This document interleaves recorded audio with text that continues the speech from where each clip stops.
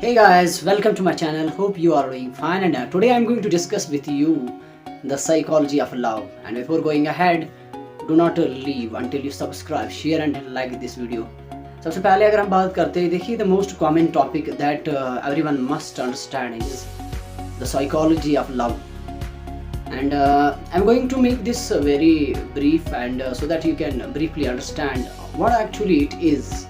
And we have experienced in our whole life about all those things.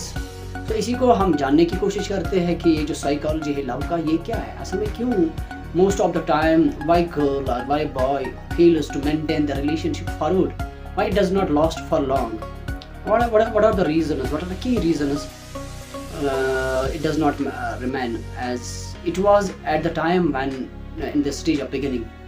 So उसके बारे में हम बात करने वाले हैं, साइकोलॉजी ऑफ लव के बारे में.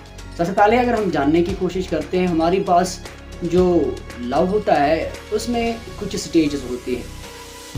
सबसे पहले होता है लव बम्बिंग स्टेज. इसमें क्या होता है, लव बम्बिंग स्टेज में हम बोलते हैं एक दूसरे को, आप मेरे लिए जान दोगे, मैं आपके लिए जान दूंगा, तो आप मेरे जिगर हो, जान हो. इस तरह से पहले ये होता है. और लड़का जो होता है उसके इमोशंस ट्रिगर होते हैं और लड़की का भी जो इमोशंस है, दोनों का इमोशन ट्रिगर हो जाता है. और यहाँ पे क्या होता है, एक बॉन्डिंग हो जाती है, म्यूचुअल बॉन्डिंग होती है, कनेक्शन बन जाता है. तो यहाँ पे जो होता है एक्साइटमेंट होता है इस वाली फेज़ में, क्योंकि ये जस्ट एक ऐसा फेज़ होता है जिसमें हम एक दूसरे को जानते हैं. यानी कि इसको तकरीबन 3 महीने में ये एक दूसरे को हम जानते हैं.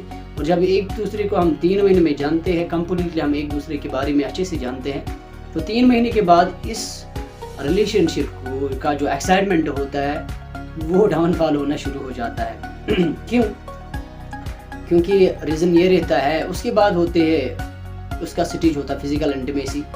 यानी कि इंटीमेसी मतलब एक दूसरे को क्लोजली जानना, पहचानना, ये चीज़ें होती है. उसके बाद दूसरा स्टेज जिसमें क्या होता है कि मोस्ट ऑफ द टाइम या तो रिलेशन फेल होती है या वे फॉरवर्ड होता है, depends upon the various situations.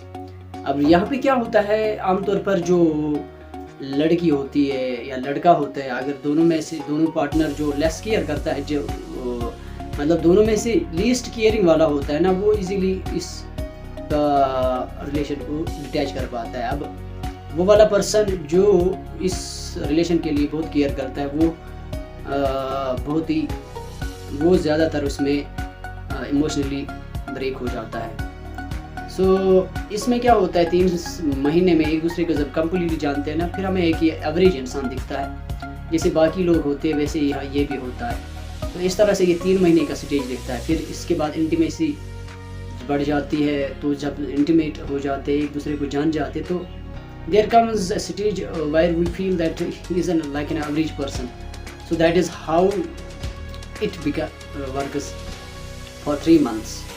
And after 3 months if it remains, यहाँ पे हनीमून स्टेज होता है. ये हनीमून स्टेज तकरीबन साल तक रहता है, मैक्सिमम 2 years. इसीलिए बहुत सारे एक रिलेशनशिप में क्या होता है, जहाँ पे इनकम्पेटेबिलिटी का इशू होता है या बहुत सारी चीज़ों का इशू होता है, वहाँ पे ये जो रिलेशनशिप वे फॉरवर्ड होना बहुत मुश्किल होता है. अब ये जो अटैचमेंट होता है ना, या चाहे वो लड़की का हो या लड़के का हो, वो उस चीज़ से आगे बढ़ता है. तो ये वही अटैचमेंट होती है किसी इंसान का, यानी मिस करना, ये चीज़ें यही अटैचमेंट होती है. जब तक दोनों में से कोई एक जो पार्टनर होता है वो किसी की तरफ माइल हो जाता है, और उसकी जो अटैचमेंट होती है अपनी पार्टनर की तरफ, वो घट जाती है. इसीलिए वहाँ पे ब्रेक डाउन हो जाता है और ब्रेकअप हो जाता है. सो ये होता है, ये है साइकोलॉजी लव का. फिर क्या होता है कि जब मतलब दोनों में से पार्टनर्स सेटिस्फेक्शन नहीं मिलती है उस रिलेशनशिप से, तो फिर क्या होता है, ब्रेकअप शुरू हो जाता है, लड़ाई होनी शुरू होती है.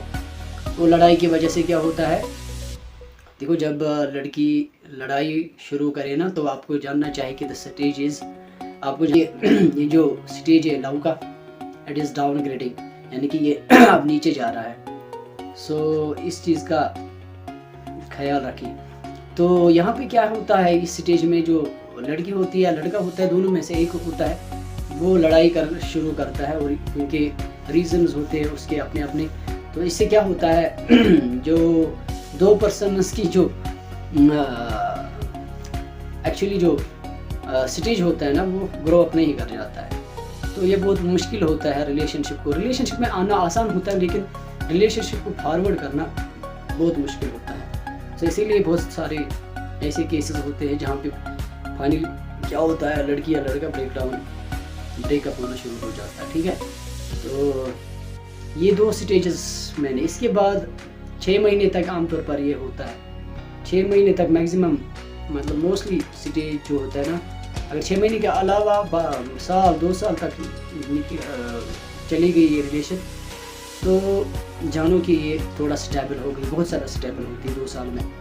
अब मोस्ट ऑफ द केसेस क्या होता है, 6 महीने के बाद अगर लड़की को कोई और पसंद आ गया या लड़के को कोई और पसंद आता है, क्योंकि most of the time girls को हिट हमेशा होता है लड़कों से, चाहे वो कॉलेज में हो या चाहे कहीं और जगह हो, तो वो उसकी तरफ माइल हो जाती है, क्योंकि उसको भी वही नहीं है, वही सेम प्रोसेस फिर शुरू होता है कि वो वैसे जैसे इश्यूज पहले रिलेशनशिप में थे वैसे प्लस दूसरे रिलेशनशिप में भी होते हैं।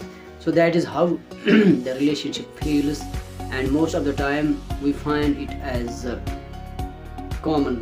जिस हम ढूंढते हैं कि जैसे ये आम है, जैसे बाकी लोग हैं वैसे ये भी पर्सन है। सो that is how it works. Have a good luck, have a nice day, and do subscribe and share, like this video.